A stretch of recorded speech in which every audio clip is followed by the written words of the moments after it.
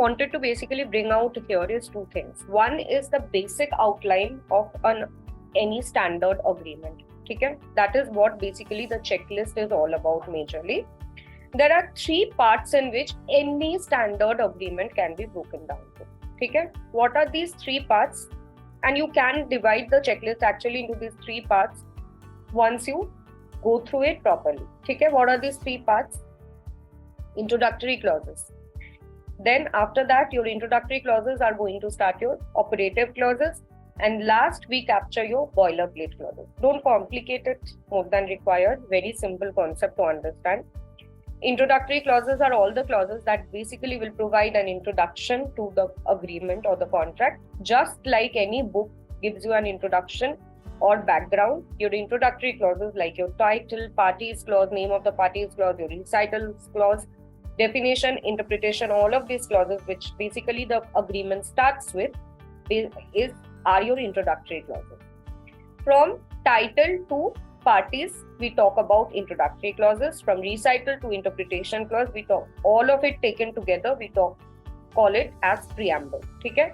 So anyway, the introductory clauses and the preamble, be it the preamble, these are clauses which basically introduces your agreement and the background, the purpose, the parties of your agreement to any XYZ person, just like the introduction of a book. Okay? Operative clauses are the clauses where you will now come to negotiate mostly with your clients. Any clause that can be negotiated, okay, can be termed as an operative clause. For example, the scope, okay, the payment, the obligation, all of this can be differentiated from one contract or one agreement to the other. Okay? So all of these clauses you can negotiate basically with your client, and it is going to differ in context, in content basically, can be termed as your operative clauses. Lastly, you will find certain clauses which are kind of, it will look like it is copy pasted in all kinds of agreement. Okay? Matlab ki these are very standard clauses which are there in every agreement for that matter. Okay? These are called your boilerplate clauses. Okay? So ये boilerplate clauses comes at the end of every agreement. Every agreement consists of boilerplate clauses. You will find सभी agreement में ऐसा होता है, and this is the reason why I wanted to show you this very small extra template that I have taken up. Okay? This is the title. Employment agreement is the title of the agreement that I have picked up. After this, you will see that we are talking about the the effective date of the agreement. After this, by and between, there are two parties whose details I have provided here. Okay? Uske baad, I have the recital clause which starts with whereas, and then after that, there's the definition clause and the interpretation clause. All of this starting from the title, okay, to your interpretation clause basically can be taken up as the preamble or the introductory clauses. After this starts your term, duties, obligations.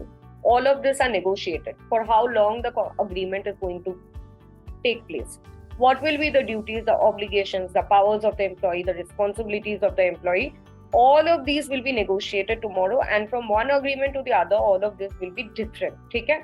So somewhere in between your boilerplate and your introductory clauses will remain your operative clauses. Okay? And lastly, you will see there are certain standard clauses which can be taken up in each and every agreement, that is your miscellaneous clauses here it has been. Like for example, no assignment will take place, arbitration, governing law, jurisdiction clauses, notices, severability. All of this from one agreement to the other almost remains the same. Okay? Now why I gave you this is because at the end of the day, once you go through the entire checklist after your second session, you need to divide these three parts of the agreement, okay, in your checklist itself that you will refer to in future whenever you are basically drafting an agreement, drafting any kind of agreement. Your nature of clauses should be very, very clear to you.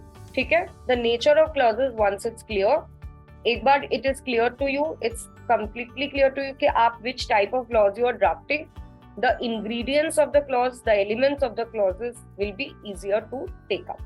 Okay? And what to negotiate, what not to negotiate also, that will also be very easy for you to take up.